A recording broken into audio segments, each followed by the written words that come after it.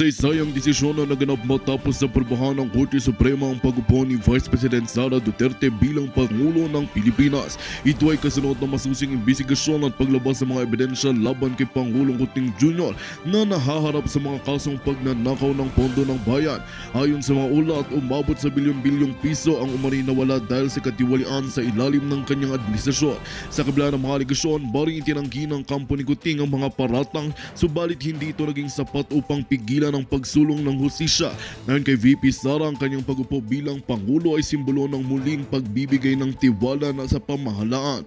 Ako'y nanawagan ng pagkakaisa at malinis na pamamahala. Panahon na upang tuldukan ang katiwalian, bahayag ni Duterte sa isang press conference. Samantala, nagdulot ng malaking pag-asa sa taong bayan ang pagbabagong ito.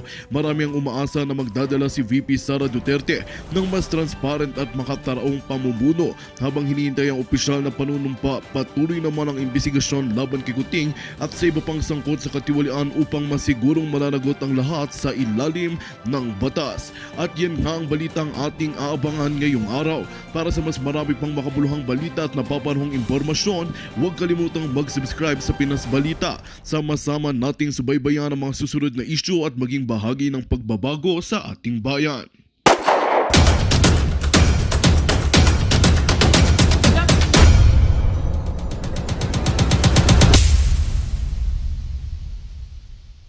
Ng Pilipinas mula Luzon, Visayas at sa Mindanao.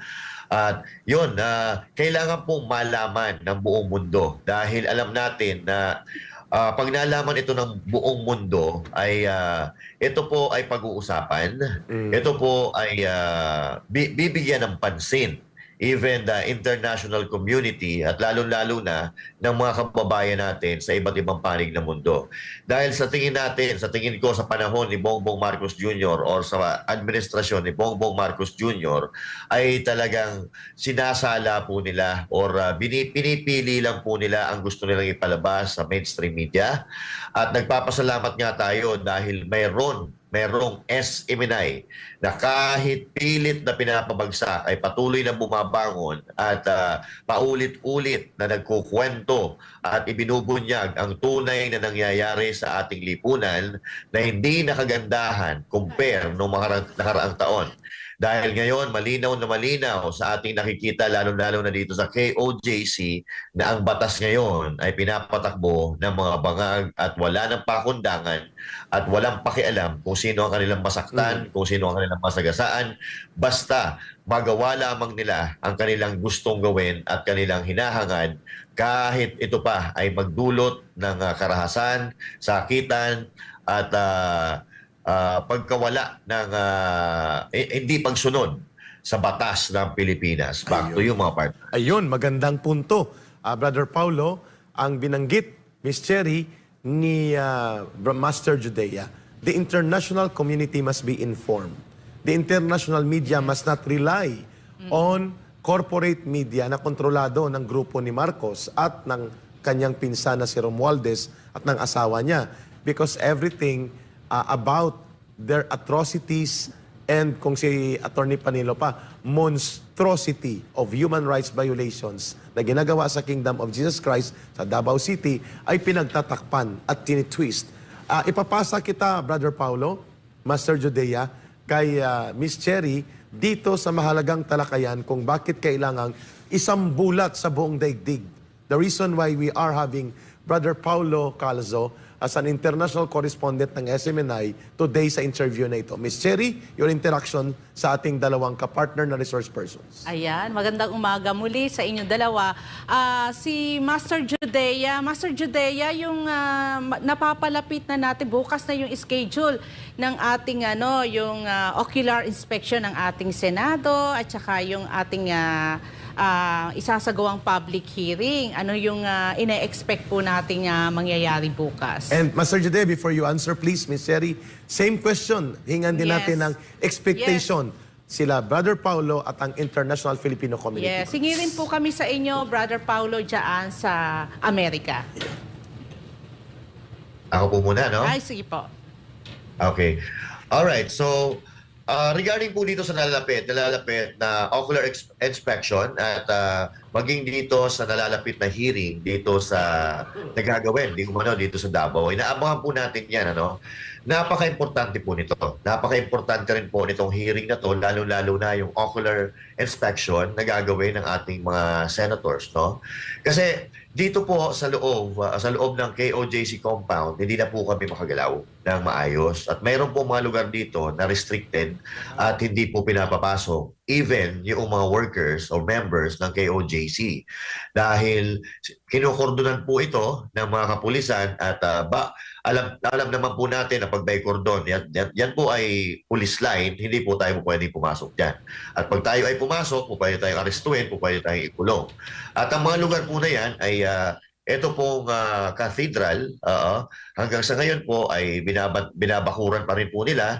At ang pinaka-nakakapagtaka po dito na kung bakit hindi tayo pinapapasok ay yung pong basement ng JMC. No? At ngayon po, kakaiba po yung mga galawan dito na napapansin natin. May mga kakaibang nangyayari dito sa loob ng Kingdom of Jesus Christ compound. At kung nababalitaan nyo po or kung napanood nyo po kagabi, ay mayroong silang actually, nung isang gabi may nalaman tayo na ipinasok ng graba at mga buhangin at saka tubig. And then kagabi, nakita mismo ng aking dalawang mata yung ipinapasok nila ng mga semento na nakalagay sa karton na lalagyan ng tubig. So, inilalagay nila yung semento, yan po na nakikita natin sa screen, inilalagay nila yung semento doon sa ilalim at sa ibabaw nilalagyan nila ng tubig, mineral waters para hindi halata. Pero doon sa pagbubuhat nila, mahalata mo dahil may mga scotch tape, no? Balot na balot at tipong talagang iniingatan po, iniiwasan po nilang mapunit itong karton na ito. At doon nga nagkaroon ng pagdududa itong ating mga kasamahan na nagbabantay dito sa gate dahil kakaiba po at yung pagpasok ng tubig ay halos maya-maya na po, which is unusual sa pang-araw-araw na galawan na kanilang ginagawa dyan. Minsan, nagbabagsak sila ng tubig, halimbawa umaga, then susundan yan hapon. Pero ito kasi, sunod-sunod po at marami po na magkakasunod. At katulad na nakikita nyo, magkakasunod po sila na may bit-bit or may buhat-buhat na karton. At yan, nagresulta nga po yan sa pagtataka at pagdududa ng ating mga kasama dito at sinek po yan. Ayun. So actually, ayaw po nilang i-check yan. Ayaw po nilang ipacheck dahil aarestuin daw yung magche-check dahil ang sinasabi nila, obstruction. No? Obstruction of justice. Dahil dito daw na dinadala nila, pinapasok nila, ito po daw ay mga gagamitin sa pagsuserve ng warrant of arrest.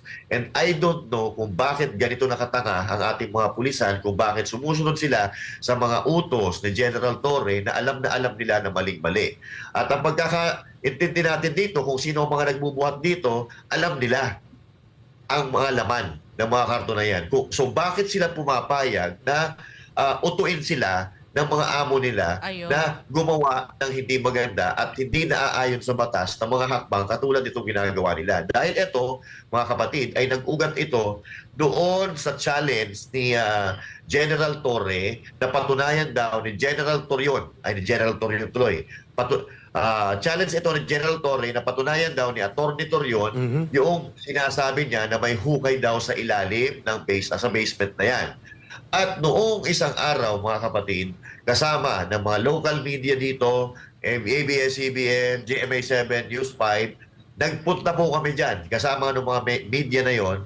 At ang ending po, hindi po kami pinapasok. So doon po ay nagkaroon kami ng agam-agam na meron po talaga silang tinatago, which is eto, sumambulat po sa mukha ng ating lahat at sumambulat sa buong mundo yung hukay na ginawa po nila. At itong hukay po na ito, mga kababayan, ay hindi po ito basta-basta, no? Hindi po ito basta-basta dahil kagabi, lumabas po kami at may mga nakausap kami personalidad and we even talked to one of miners here in the Philippines na inexplain niya kung ano yung butas na yan. Dahil ganyan na ganyan daw po yung ginagawa nila kung paano sila magmina ng mga copper, ginto, o ano pa mga natural resources na kanilang binibina. So ganyan din po ang ginagawa nila, layer, at pinaghihinalaan na itong mga naka-uniforme na ito ay hindi po mga pulis, kundi mga minero po talaga. Tama. So now, ibig sabihin, mga kapatid, ito ay patunay na hindi po si Pastor Apollo Kibuloy or yung 4 na kasama pa niya ang pakay nitong mga tao na ito. Dahil ikinwento din po sa atin that maliban doon sa mga metal detector na ginagamit dyan sa lupa or diyan sa simento na yan, ay gumagamit din po sila ng satellite monitoring kung saan makikita kung mayroong mineral 30 feet below the ground diyan sa lupa na yan. So ibig sabihin, satellite na po ang pinag-uusapan natin dito. At ito po ay mga machinery or mga teknolohiya na ang mayroon lang ay Amerika at yung mga mayayamang bansa. So now, dalawa na po ang napikita natin dito. Hindi po paghanap kay Pastor Apollo Kibuloy at kasama na po dito ang Amerika sa mga ginagawa nila dito sa Kingdom of Jesus Christ compound. So, kung alam natin na first day, alam nila na wala si Pastor Apollo Kibuloy dito, and even the warrant of arrest na ginamit nila para pasukin ang Kingdom of Jesus Christ is nakapangalan sa ibang tao at naka-address sa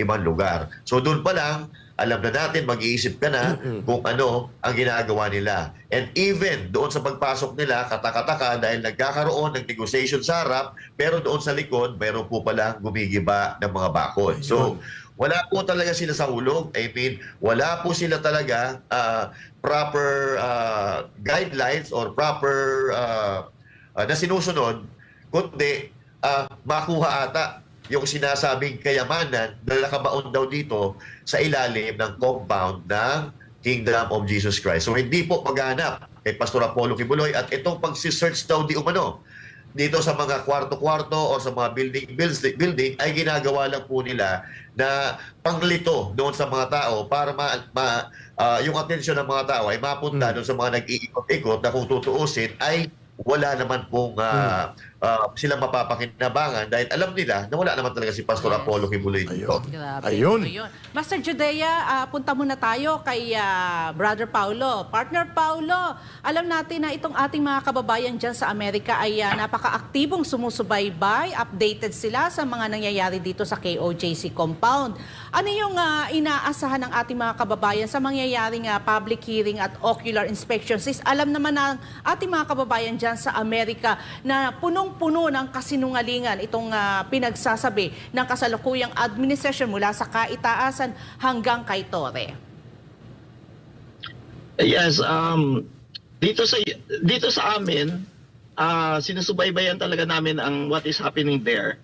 At we are hoping, expecting na may intervention talaga ang gobyerno sa pamamagitan ng Senate, no? That has been the question na tinatanong dito. Bakit the absence of the intervention of the other parts of the government, hindi katulad ng Senate, katulad ng judicial. So sana maganda ang magiging resulta nito. Sana mapipigilan ang ginagawa ng kapulisan dyan sa KOJC.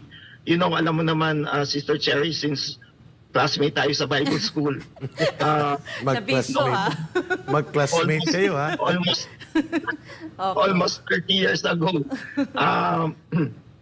That yung balita-balita na false news na may kayamanan dyan, noon pa yan. Paulo, Linusob na nga kami dyan ng mga militar dyan noon. pati kami. Wala talaga Naniwala din kami niyan noon. Kasagot pala si Ka Eric noon. Naniwala kami Paulo, noon. ayan, nabisto na. Okay. kasi si Pastor kasi laging binabanggit na kami mga gold, mga sons and daughters, mga ginto. Literal ang pag-interpret ng mga tao dyan. Ang gold na sinasabi, ginto na sinasabi ni Pastor, spiritual yan. Kami, mga sons and daughters. Ayun. So, Brother Paulo. Kaya sana, Go ahead. Yes. Continue muna. sana may magandang resulta ito. You know, yung going back to our petition to the United Nations. Go. Ang United Nations, kikilos lamang yan kung nakita nila that everything is exhausted. All means are exhausted. Na wala na talaga tayong magawa. Saka i-intervene ang United Nations. That is a good So, point, Brother Paulo. That's yes. Katulad ng ginawa nila sa pag binaliwala nila yung court order. That's a point. Yes. That the rule of law is not being followed anymore. Yes. So kung babastusin pa nila ang Senado, hindi nila susundin. That's another point. Yeah. So magiging mas malakas ang kaso natin dito sa international. Yeah, that's clear. At Brother Yeah. Paulo, no, ang malubha kasi dito, Master Judea, Miss Cherry, Yes. mga kababayan, ginamit yung court procedure. Nilabag ito, yung serving of warrant, para mang-agaw ng property. Yes. Na pagmamay-ari ng simbahan. Yes. Not even pagmamay-ari ng subject of the warrant. The subject of the warrant is Pastor Kibuloy at ang 4 pang mga kasama. But not any one of them owns the property. Yes. So you cannot take over the property. Yes, correct. Kasi wala sa pangalan nila yon. Pangalawa, even ang AMLAC at ang korte sa Court of Appeals, illegal din na pinaghahabol ang mga properties and assets and accounts na hindi rin naman nakapangalan kay Pastor Kibuloy. Yes. Which are separate entities. So hindi lamang property, kundi pati resources na ng independent church ang nagaganap ngayon. Sa punto ni Master Judea, Brother Paulo, Miss Cherry, na ang interest nila ay mukhang hindi lang si pastor, Yes. kundi i-take over na ang property illegally without going through the process of the court and the protection of the law provided under the Constitution. No person shall be deprived of life, liberty, and property without due process of law. Tama. Is Kingdom of Jesus Christ an entity? Yes, ang tawag dyan, juridical entity. Mayroon din tinatawag na natural person. Si pastor, natural person. Yes po. Ang KOGC as a church is a juridical entity. Therefore, covered siya ng no person shall be deprived of life, liberty, and property without due process of law. That is constitutional. Brother Paulo, wala nang konstitusyon na sinusunod si Marcos, Master Judea, Miss Cherry. Yes. Ang korte iniinsulto at inaapakan. Tama. Ang kanyang mga general sobra pa above the law and they are acting as lawless elements using the powers of the government. Brother Paulo, Master Judea, common question sa inyong dalawa. Ano ang pwede pang gawin ng mga Filipino groups abroad na nakikinig at nag-observe ngayon, and how can you help there, Master Judea, sa inyong social media platform, and Brother Paulo, sa iyong international correspondent work sa SMNI, na maipakita ito sa malalaking network sa abroad Yes. na hindi nakatali Tama. dito sa nakabusal na bibig at mata ng mga media sa Pilipinas. How can the Filipino community support on that aspect, including ang inyong mga platform kung saan kayo aktibo? SMNI International Network, correspondent, and Master Judea, social media platform media practitioner. Yes. Ikaw muna, Master Judea, and then si Brother Paulo. Thank you, Kay Eric. So nagpapasalamat din po tayo at nagkaroon po tayo ng platform na ganito. At maraming salamat doon sa mga sumusuporta sa atin. Malaking tulong po ito, no? Malaking tulong po ito sa ating sa pagpapalaganap ng information sa ating mga kababayan abroad. Hindi na abroad, pati dito sa Pilipinas. At mas makakaganda po ito, no? Kung bawat isa sa mga Pilipino, lalo na yung mga nasa ibang bansa, no? Kahit gumawa na po kayo ng mga sarili nyong account, Facebook pages, kung talagang gusto nyo pong mabago ang kalakaran dito sa Pilipinas, kung gusto nyo umunlad ng Pilipinas, magtulong-tulong po tayo.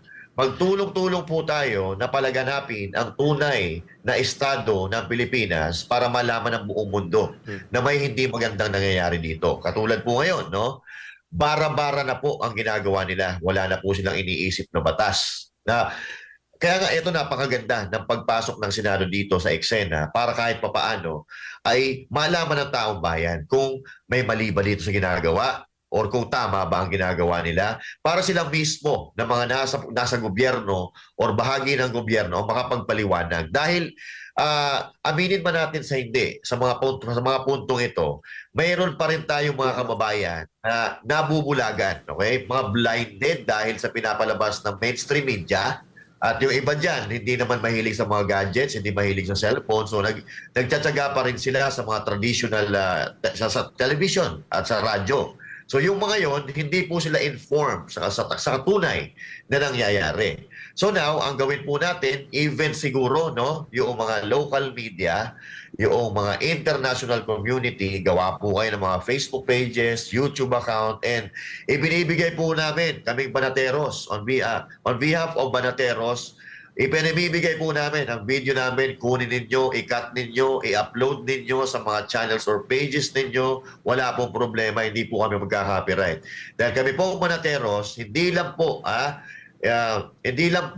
trabaho ang tingin namin dito sa pagiging vlogger, kundi yung puso na pakapagbigay ng tunay na totoong katotohanan at tunay na nangyayari sa ating lipunan.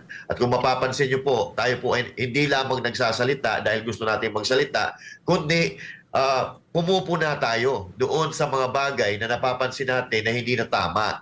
Pagka hindi tama ang nangyayari, kailangan natin pigilan dahil hindi lang po sila ang maapektuhan, hindi lang yung bayan natin, kundi ang sambayan ng Pilipinas, pati na rin yung mga kababayan natin nasa abroad dahil pag-uwi nila, wala naman silang ibang uuwian kundi ang Pilipinas. Kaya